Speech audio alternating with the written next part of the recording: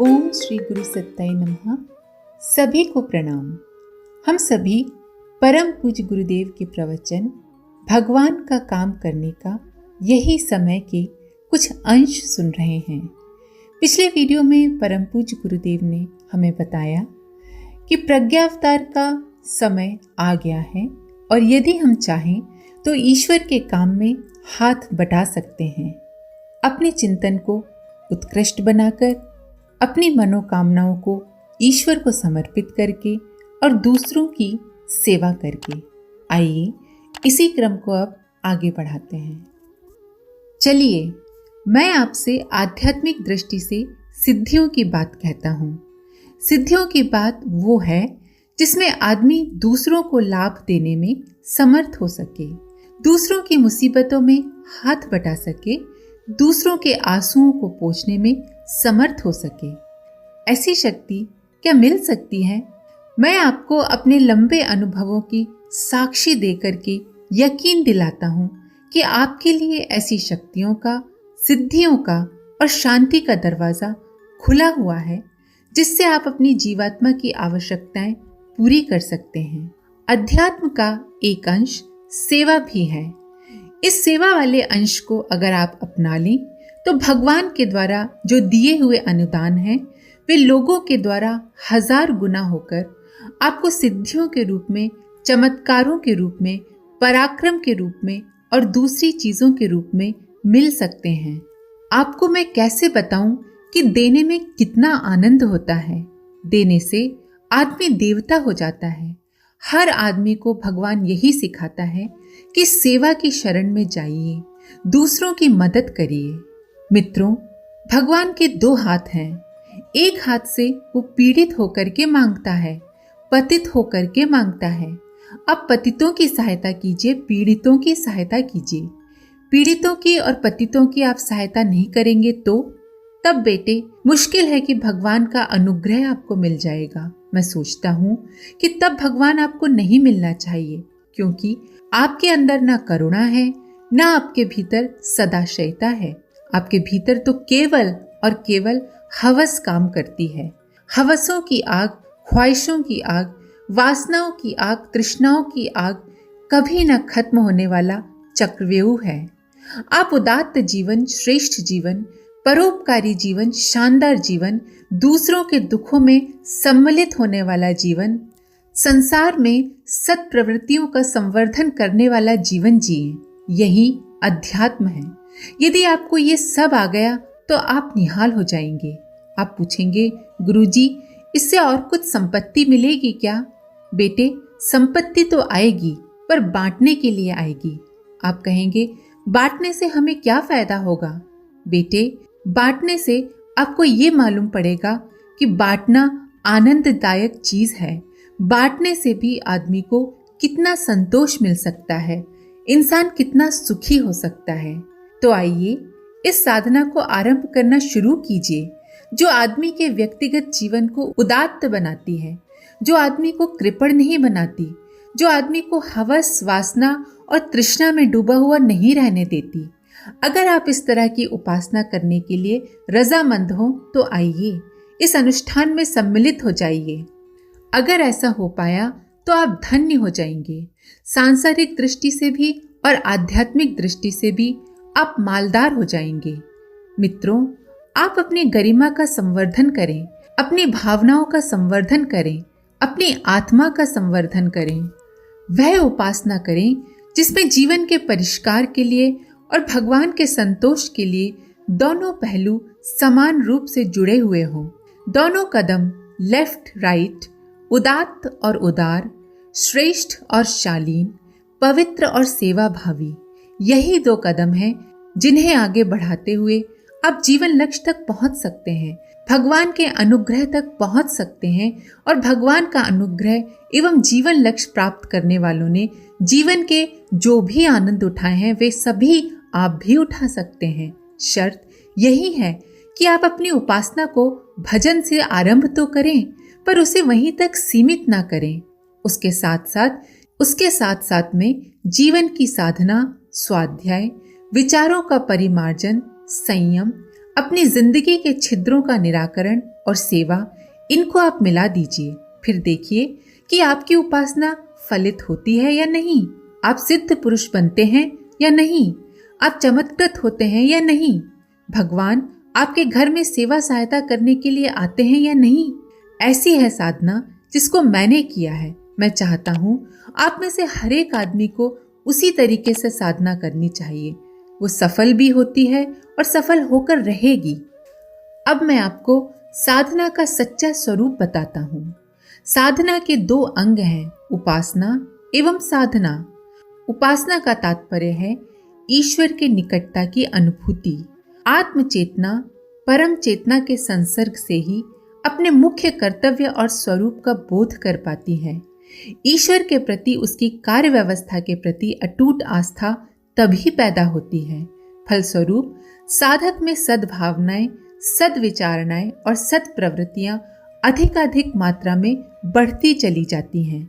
सामान्य स्थिति में हमारी चेतना शरीर में और भौतिक आकर्षणों में इतनी अधिक लिप्त रहती है कि जीवन के मूल स्वरूप को समझने और लक्ष्य पर ध्यान देने की बात बन ही नहीं पड़ती। इस दलदल से निकलने के लिए अपने निज लोक का, ब्रह्मलोक का स्मरण रखा जाना आवश्यक है। इस स्मृति को संजो कर रखना ईश्वर उपासना से ही संभव है। भौतिक आवश्यकताओं की पूर्ति की तरह कुछ आत्मिक आवश्यकताएं भी हैं।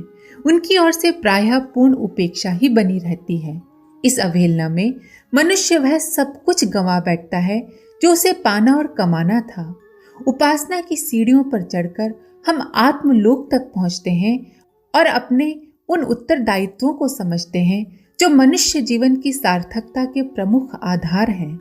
मानवीय गरिमा का ईश्वर विश्वास से और ईश्वर विश्वास का उपासना से अविच्छिन्न संबंध है। अस्तु, उपासना का सही रूप भी जन जन के मन में उतारना होगा। नैतिकता, शालीनता और उदारता के दैवी तत्वों को अंतःकरण के गहन अंतराल में उतारना इसी आधार पर बन पड़ेगा। इसीलिए साधना के पूर्वार्ध उपासना को अपनाने पर इतना जोर दिया गया है। साधना का अर्थ है खुद को साधना, आत्म परिष्कार का अभ्यास। साधना का उत्तरार्ध है जीवन साधना। जीवन संपदा का श्रेष्ठतम प्रयोजनों के लिए दूरदर्शितापूर्ण सदुपयोग ही साधना का स्वरूप है। इसमें अपने व्यक्तित्व में से अवांछित तत्व एक एक करके बीनने, उखाड़ने पड़ते हैं और उनके स्थान पर उत्कृष्टता के कल्प वृक्षों का आरोपण करते हुए नंदनवन जैसे उद्यान की संरचना के लिए कटिबद्ध होना पड़ता है। जीवन एक अनगढ़ हीरा है जिसे घिसने तराशने से ही उसका स्वरूप और मूल्य बढ़ता है। जीवन एक धातु खंड है जिसे तपाने, ढालने, पीटने, खरादने से ही औजार और आभूषण बनते हैं।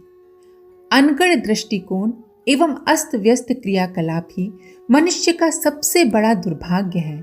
इसी भूल का परिणाम पग पग पर नारकीय आदि व्याधियों के रूप में भुगतना पड़ता है।